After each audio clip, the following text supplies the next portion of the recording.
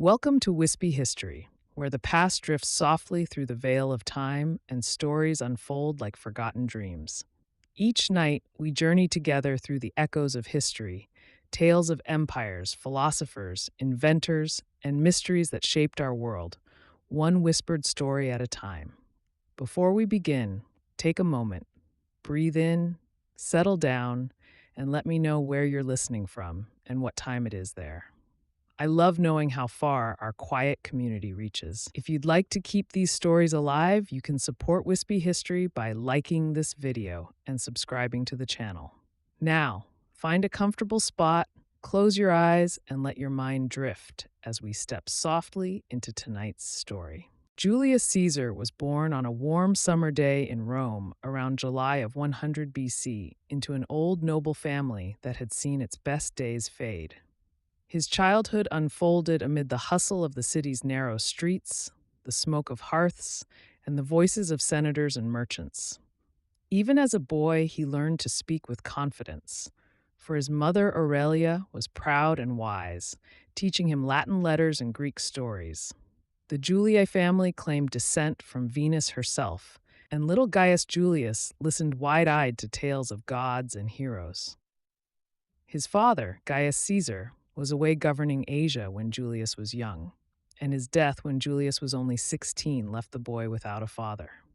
Through Aurelia's gentle care and the family's few loyal friends, Julius grew up shrewd but not haughty, curious about the world beyond Rome's walls and eager to earn honor through his own deeds.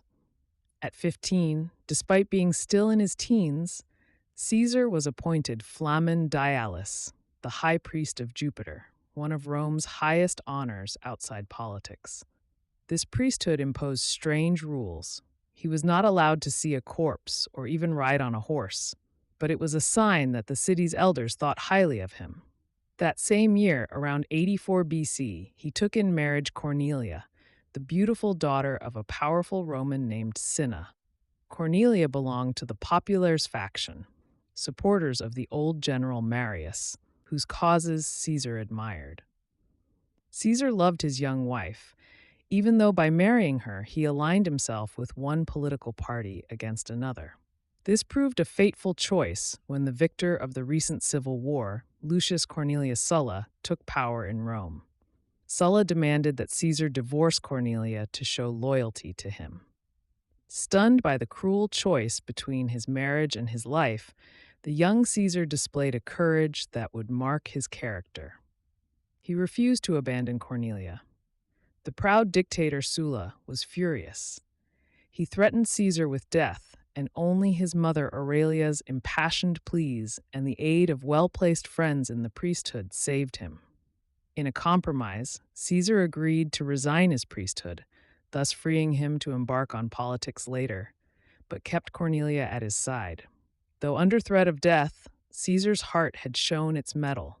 He would not dishonor the woman he loved. After the death of Sulla in 78 BC, Caesar returned to Rome a young man of measured bearing. He began to train his voice and presence as an orator in the law courts, prosecuting wrongdoing by Sulla's old supporters and making his name through silver-tongued speeches. However, restless ambition led him to spend time studying rhetoric on the island of Rhodes, where he hoped to learn Greek wisdom. It was in the Aegean, on his way to Rhodes around 75 BC, that a dramatic adventure unfolded. Caesar's ship was waylaid by Cilician pirates, ruthless pirates of the Eastern Sea. Imagine the young noble detained on a windswept island of jagged rocks, surrounded by cutthroats who dared to dream of holding Rome to ransom. Yet even in captivity, Caesar remained composed, unflinching, and oddly commanding.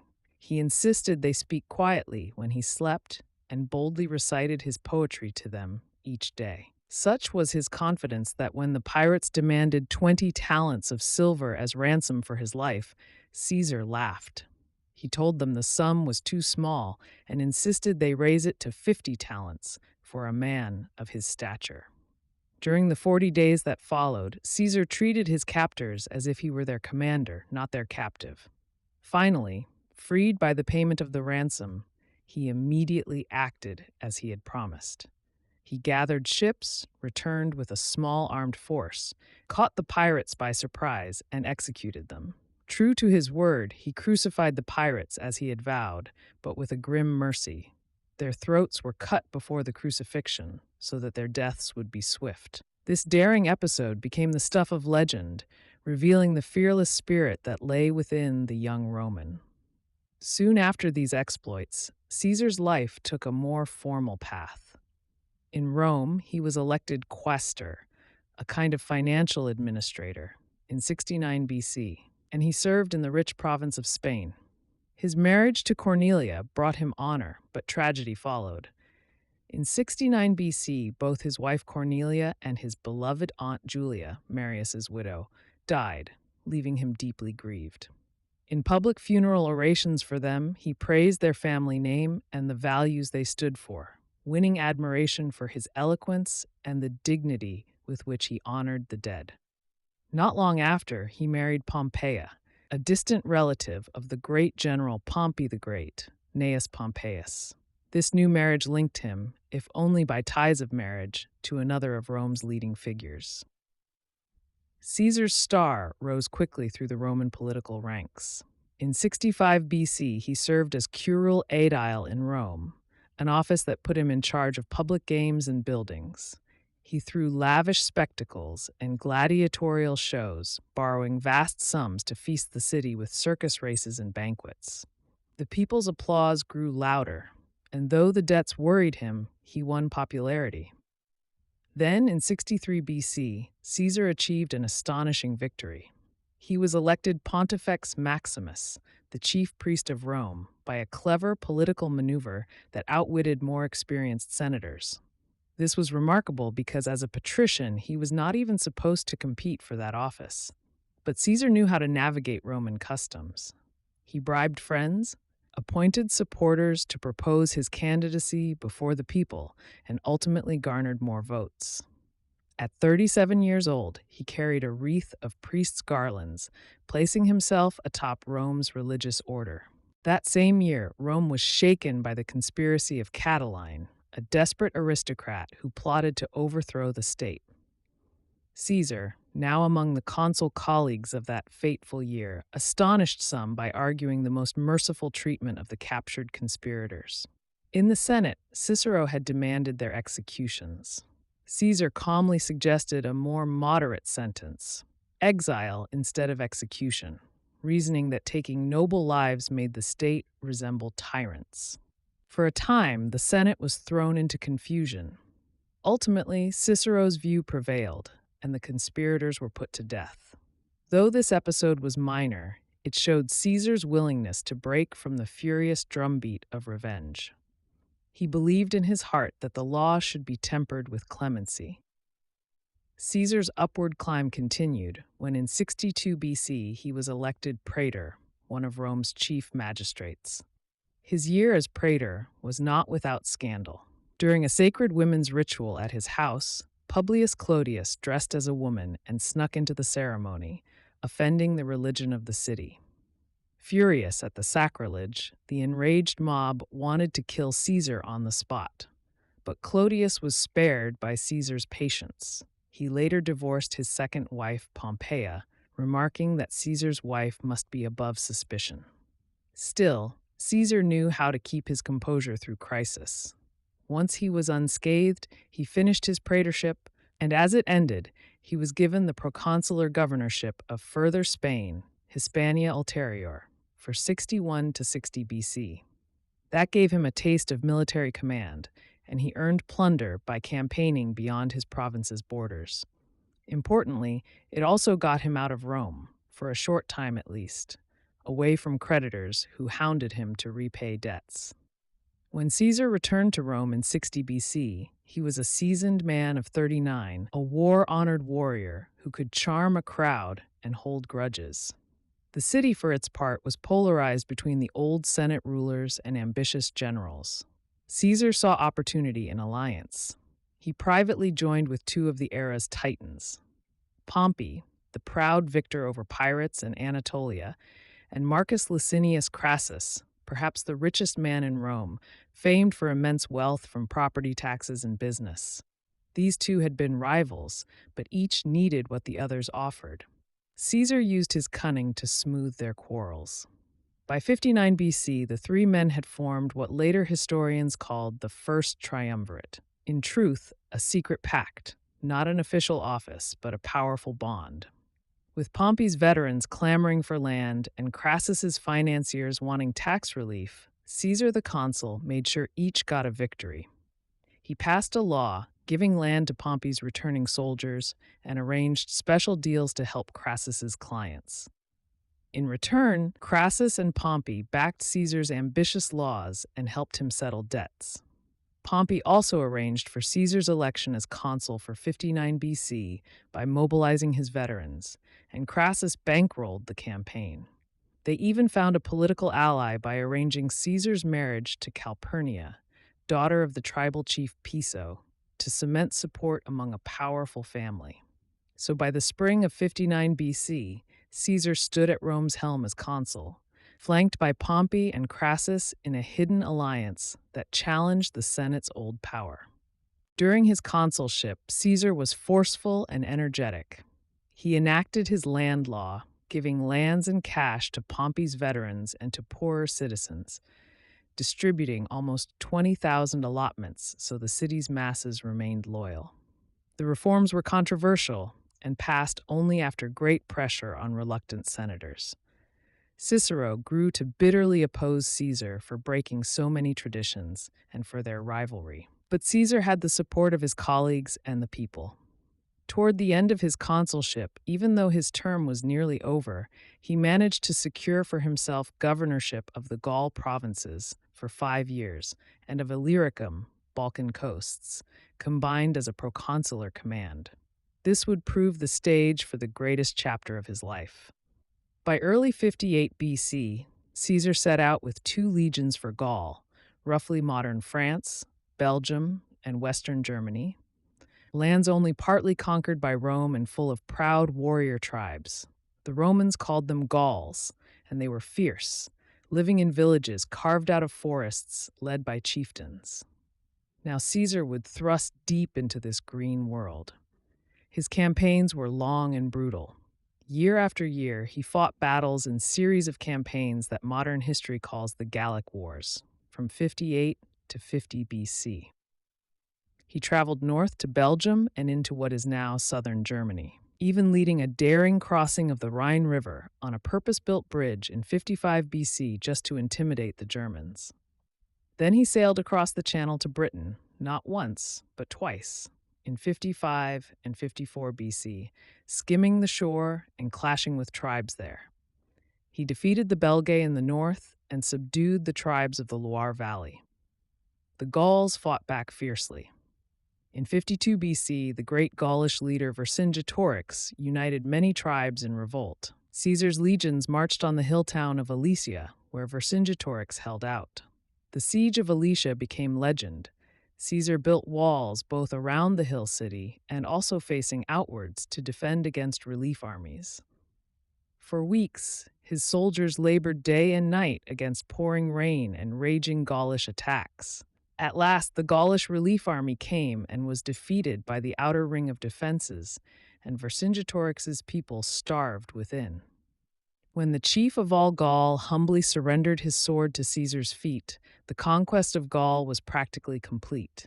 Caesar then marched back to Rome as a conquering hero for a triumph in 46 BC, but soon returned to the north to put down a final uprising in 51 BC. By the end of 50 BC, all Gaul was either annexed or firmly under Rome's grasp. These victories made Caesar fabulously rich and gave him armies loyal to himself. In Gaul, he gathered silver, gold, war spoils, and more importantly, disciplined legions that would follow him anywhere. He wrote detailed reports of these Gallic campaigns in crisp third-person Latin, earning a reputation as a literate general and historian. When he called his reports commentaries, the Commentarii de Bello Gallico, readers remembered that Julius himself had penned the stories of each battle, as if narrating his life on the page. Meanwhile, Rome watched in awe. Caesar's soldiers swore by their commander's name, and while in Rome, rumors grew of his ambitions. By 53 BC, the alliance with Crassus was shaken when Crassus was killed fighting Parthia. That left just Caesar and Pompey as rival heavyweights. Back in Italy, Cassius Dio later noted, "Some senators grew uneasy at Caesar's growing power. Pompey, once Caesar's ally and now a widower of Julia, Caesar's daughter, who had married Pompey, took a harder stance with the Senate." In 50 BC, the Senate, pushed by Pompey's faction, ordered Caesar to disband his army and return to Rome. To Caesar, this meant giving up his political power, something he could not accept without losing his standing. In January 49 BC, faced with either marching back to a likely conviction or fighting for his life, he chose the gamble that would change Rome forever. Imagine a winter dawn on the river Rubicon, a quiet, shallow stream marking the edge of Cisalpine Gaul and Italy proper. Caesar stood on the northern bank with 1,200 of his most trusted legions packed behind him. By law, his legions were forbidden to enter Italy. Crossing the Rubicon was tantamount to declaring war on Rome itself. Yet Caesar walked calmly among his soldiers. In that moment, aware that their eyes followed him and Rome slept on the south bank, he uttered a phrase known in Greek but later told in Latin as alea iacta est, the die is cast. With that quiet declaration, he led his legions across the shallow river. The waters of the Rubicon, it was said, turned red with the blood of ambassadors he had killed before crossing. Once he stepped across, there was no turning back. Civil war was inevitable. Caesar's advance was swift. By the time Rome's leaders in the Senate realized what he had done, Caesar was already inside Italy, marching south. Many of his men, long with him through the snows of Gaul, cheered him like their general god as he claimed the cities of northern Italy. Pompey and the Senate, caught off guard, fled with their supporters south to Brundisium and then across the sea to Greece. Caesar pressed on. He fought in the streets of Corfinium, where the Senate's legions had gathered, and with clever strategy, he encouraged their surrender rather than waste more Roman blood. Gaius Cinna and other senators gave him the city willingly when they saw Caesar's standards. He treated prisoners fairly, insisting that his quarrel was with the Senate's authority, not with Rome's people. Pompey barely stayed ahead, retreating across the Adriatic, leaving Caesar to claim Italy in his name. In the spring of 48 BC, the two armies finally met on a field at Pharsalus in Thessaly, Greece. Pompey's forces were larger in number, but Caesar's veterans were unmatched in loyalty and battle-hardened skill. On a sweaty August day beneath the Greek sky, the legions of Pompey formed ranks. Caesar rode along his lines, listening to the thunder of shields and the anxious murmur of Pompey's troops. Then the battle began. The clanging charge of Pompey's light troops, the javelins, and Caesar's disciplined legions forming deep blocks. At first it seemed balanced, but Caesar had hidden reserves in his center. When night fell, the sand was strewn with fallen. The pivotal moment came when Caesar's cavalry, somehow routed and then recovered by one of his trusted officers, smashed through Pompey's flank. Pompey's hopes crumbled in that instant. When dawn broke, Caesar's men held the field. Thousands of Pompey's allies lay dead or scattered, and Pompey himself fled the battlefield with the remnants of his loyal guard. He could not bring himself to fight Caesar sword to sword. The next day, he would sail to Egypt, hoping to find safety with Ptolemy, whom he had supported in a past dynastic feud. Caesar, for his part, gazed at the empty Greek hills, puzzled and weary. He spared a moment for his foe.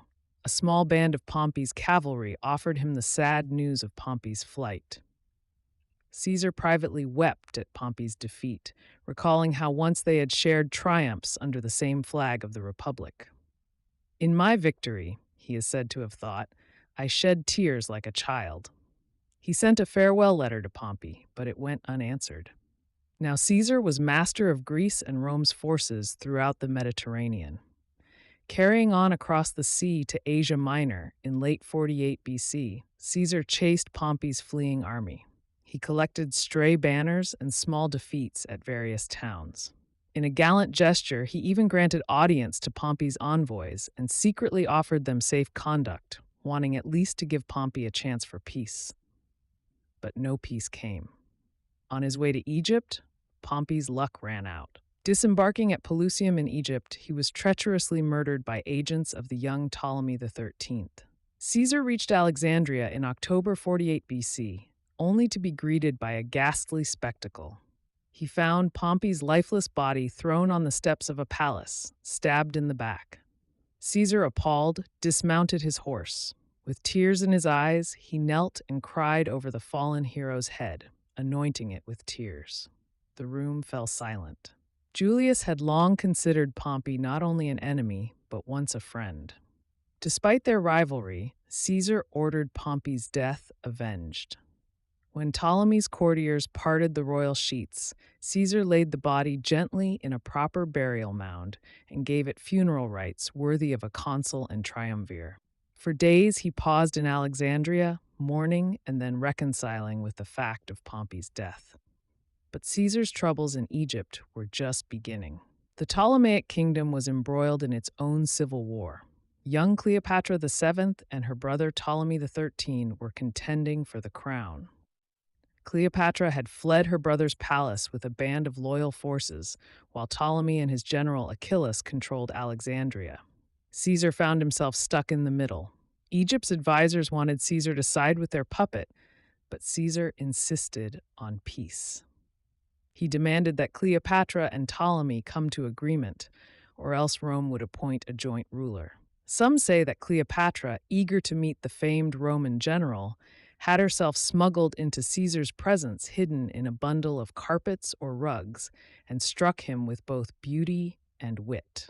Whether wrapped in a carpet or not, Cleopatra did meet Caesar.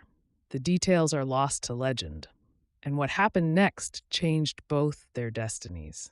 Caesar was captivated by her cleverness and fierce spirit. He decided to support Cleopatra. When Ptolemy XIII heard that his sister was negotiating with Caesar behind his back, he incited the citizens against Caesar's men. In the ensuing turmoil, Achillas' army marched on Alexandria. Caesar and his tiny force were forced to fortify themselves in the royal quarter, besieged in the palace. For months, the streets of Alexandria saw bloody skirmishes. Cleopatra, with Caesar's soldiers by her side, supported him in the fight. In the tense gloom of those northern nights, it is said Caesar and Cleopatra developed a mutual respect and affection, even as the clamor of war echoed around them. Finally, in early 47 BC, Caesar prevailed. Reinforcements arrived. Ships and soldiers from Mithridates of Pergamum and armies from nearby allies, cutting through the Egyptian host. In a final clash at the Nile shore, Ptolemy's forces broke and fled. The young king attempted to escape by boat on the river, but mistaking the current, his boat sank and he drowned. Egypt's court announced the death of Ptolemy XIII. Cleopatra, now queen, greeted Caesar in triumph. The grateful ruler of Egypt thanked Caesar by presenting him with riches of gold, grain, and royal treasures. In the spring of 47 BC, Cleopatra gave birth to a son, Ptolemy Caesar, whom she called Caesarion, Julius Caesar's own son. Caesar loved the child and often held him in his arms, though the boy was to grow up in Egypt. For a time, Caesar made Alexandria a base of operations, rebuilding the Pharos lighthouse and the royal palaces. A vast library remained unfinished, its walls echoing with the plans of scholars. Cleopatra stayed by Caesar's side through all of this.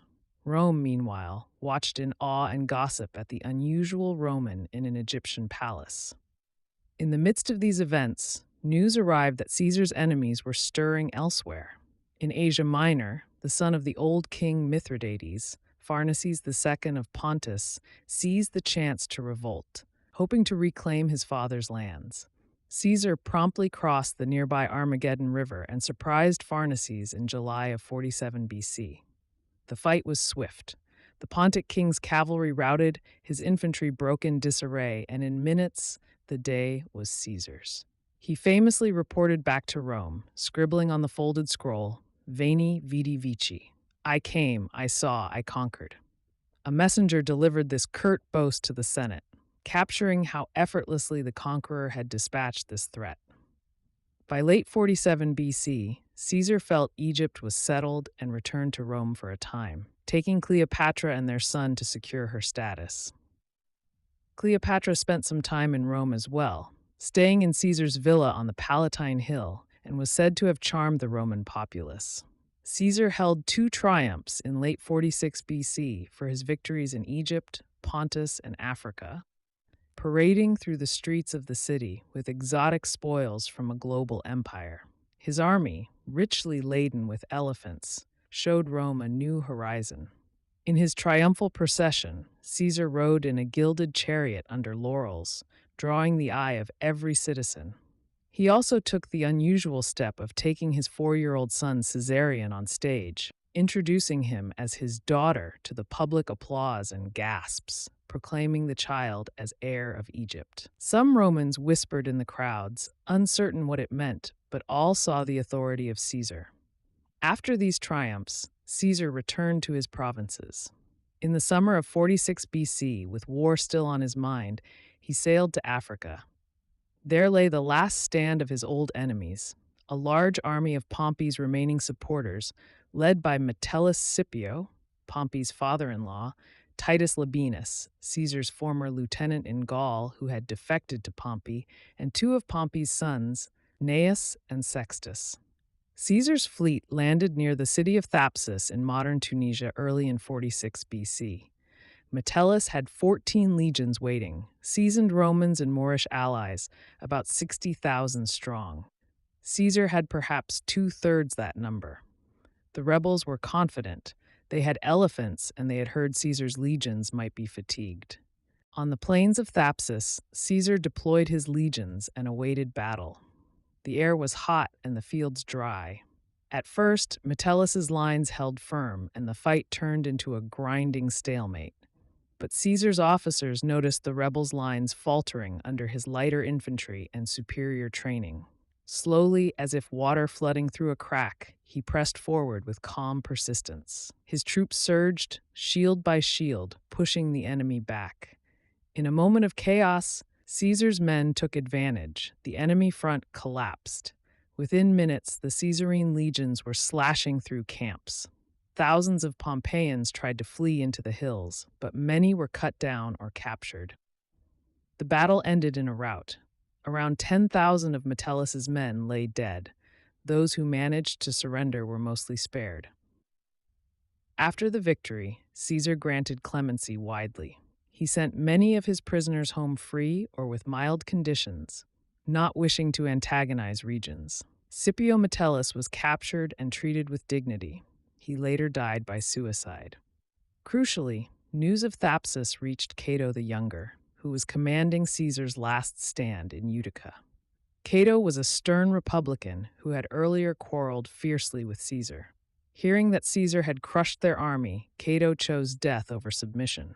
He impaled himself on his own sword, a scene that Caesar later heard of with both sorrow and anger at Cato's obstinacy.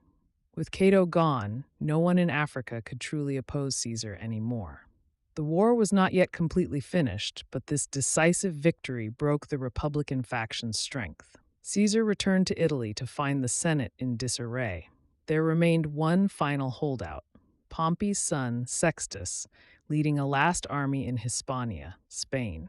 In the winter of 46 BC, after collecting loyal veterans and even drafting new men, Caesar crossed into Hispania Ulterior and prepared to strike.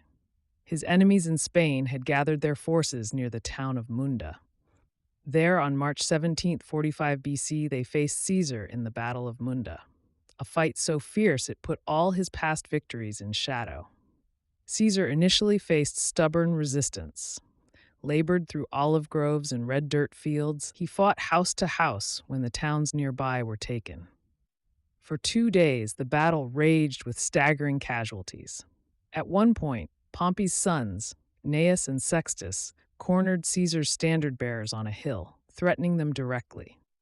Caesar sprang forward with a few knights, recaptured his own eagle standard in hand-to-hand combat, and rallied his soldiers with a mighty cry. Then his veteran legions drove back the Pompeian center. By late afternoon of the second day, most of Pompey's army lay dead or scattered. Gnaeus Pompey himself was killed in the fighting. Sextus escaped only to keep fighting later by sea. With this final victory at Munda, Julius Caesar had beaten every major opponent of the old republic. Walking across the hillside after the smoke had cleared, Caesar was both exhausted and triumphant. He knelt amidst the silent field and said quietly, almost to himself, it was the hardest of all. His officers would later say that at that moment he wept, not for joy, but relief that no more countrymen remained to fight him. For now he could turn at last to governing Rome, the city he loved since boyhood. Returning to Italy in late 45 BC, Caesar was hailed by many as the ruler of Rome's future. The Senate granted him yet another triumph, and he wore the triumphal crimson daily, honored with laurels and esteemed as the city's great leader. From 45 to 44 BC, he held almost unchecked power. He moved quickly to reshape the state. Recognizing the need for order, he initiated a sweeping reform of the calendar. The old Roman lunar calendar was erratic, and politics had often displaced months. Caesar appointed astronomers and mathematicians and introduced a solar calendar of 365 days with a leap year every fourth year. The year of his birth, Quintilis, was renamed July in his honor. This Julian calendar would give Rome a sense of stability and order, linking politics, farming seasons, and festival dates into a steady rhythm. His reorganization went beyond calendars. He passed laws to relieve debt by passing payments in installments, and introduced land reforms to settle veterans on colonies. He expanded the Senate, doubling its size with many new men, including some from his loyal allies, a change aimed to dilute the old senatorial power. He granted Roman citizenship and voting rights to more Italian towns, placating those who had long wanted equal status. In public works, Caesar built or began construction of new basilicas, restored temples, and improved roads. When famine struck or grain was short, he ensured the people of Rome had bread. He halved the grain dole to reduce cost, but seeded new farms in distant provinces to create more food. Everywhere he went, he cared for Rome's soldiers and people. Caesar's personal life also moved forward. He married Calpurnia as consul, and after his return from Spain in 45 BC, he made her wife officially. Yet he could not forget Cleopatra in far-off Egypt. He arranged for her to come visit Rome under the guise of friendly diplomacy. In 46 BC, she arrived, bringing their son Caesarion an enormous wealth. Cleopatra stayed at a villa outside Rome and even visited temples, but her presence was controversial. Many senators whispered that Caesar had foreign ambitions or was unduly influenced by the Egyptian queen. Calpurnia, loyal wife, grew uneasy at these rumors, but Caesar always defended his friend and ally, insisting Cleopatra was treated with courtesy as a defeated queen. As 44 BC dawned, though Caesar was hailed publicly as a God-sent savior to Rome, private unease brewed among some of his former allies and old republicans. They saw with alarm that each day Caesar accepted new honors. Lifelike statues of him were placed in temples, a special golden shield with his likeness was made, and in public he began wearing the purple-bordered toga of a triumvir regularly. The city's children sometimes called him king in jest. Many worried that their republic was slipping away. Only those closest to him knew that Caesar still insisted he did not want to be called king, that he had no such wish, and that he valued Cincinnatus-like humility. But fears remained. His friend Marcus Brutus, whom he had pardoned after Pharsalus, and who was like a son to him, had grown uneasy. Marcus Lepidus, whom he had installed as his master of horse, whispered worries in Caesar's ear. There were also signs in the sky and in Calpurnia's dreams. Eagles screeched outside the palace, earthquakes shook the city, and Calpurnia woke screaming that she had seen Caesar's statue pouring blood. Caesar laughed off portents.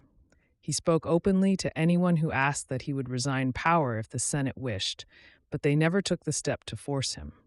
He continued his work. In early 44 BC, he had himself declared dictator for life by the Senate, an office that ensured his laws stood and his term never ended. His calendar was fixed, his veterans settled, and the city was full of works on columns, forums, and harbors. The passes through the Alps were secured. The provinces from Egypt to Britain were at peace. Yet on March 15th, 44 BC, the Ides of March, a quiet, fateful scene was set. Caesar arrived at the Senate house early that morning, a mild winter's day breaking into spring. A soothsayer whom he had once joked with quietly warned him again, "Beware the Ides of March." Caesar patted the man on the shoulder and walked on, greeting senators along the veranda.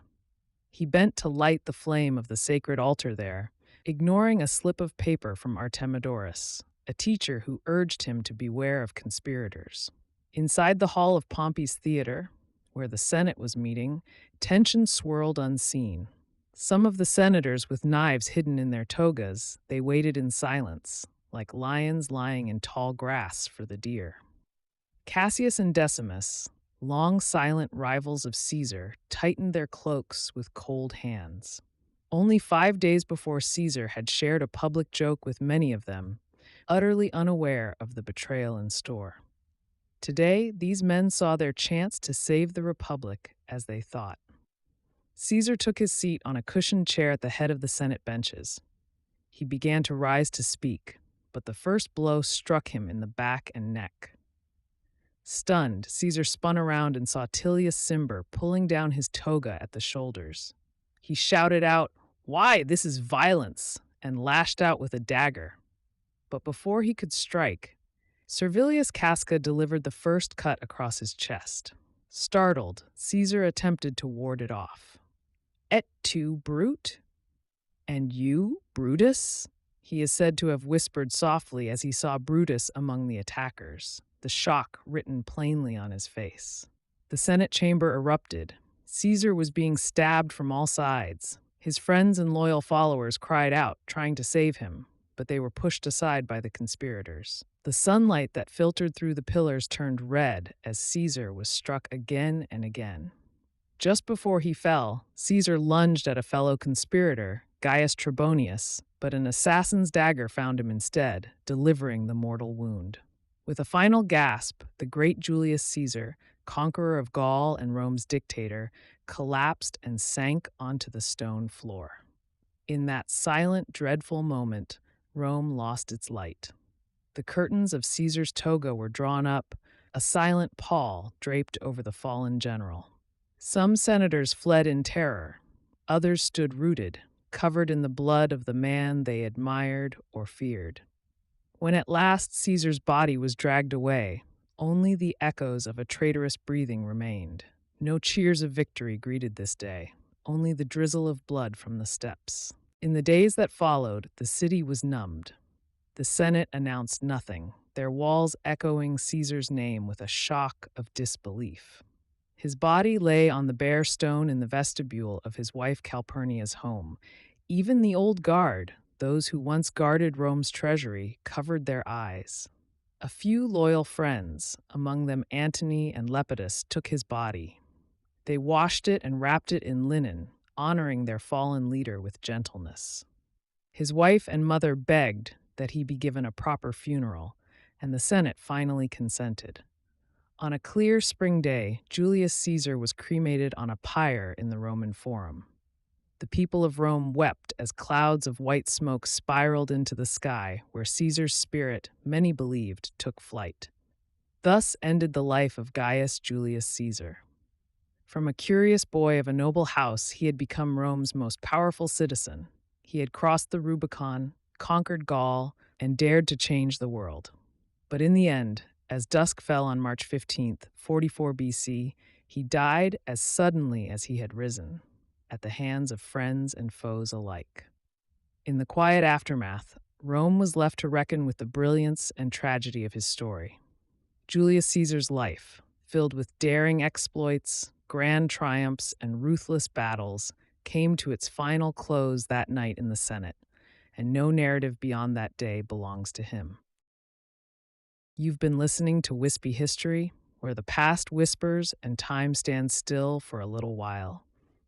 If this story kept you company tonight, let me know what part lingered in your thoughts and tell me where in the world you're listening from. Don't forget to like and subscribe to help these quiet journeys continue. Until next time, rest easy, dream deeply, and remember, history is never really gone. It's only sleeping, waiting to be told again. Good night.